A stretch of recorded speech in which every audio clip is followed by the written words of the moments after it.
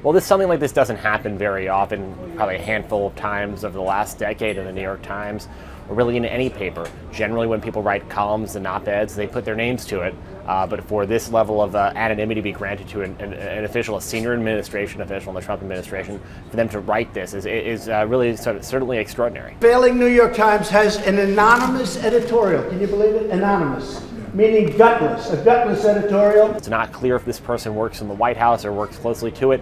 Reading the op-ed, the content of the essay, the person seems to indicate that they had a hand view to some of the workings of the cabinet, the workings of the West Wing. So that would give a sort of a hint to the level of seniority we're talking about. But certainly, the president cares about this. The president's supporters are going to care, but not going to really change their thinking. That's going to animate them and feed into the narrative that the president is already starting to drive. That there is this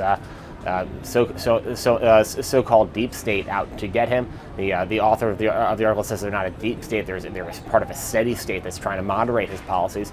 But that creates this us versus them mentality that this president really has been deploying for years, and that really brought him to the White House to begin with. The notion that there are these people out to try to thwart his agenda, thwart him from doing what he believes he was elected to do.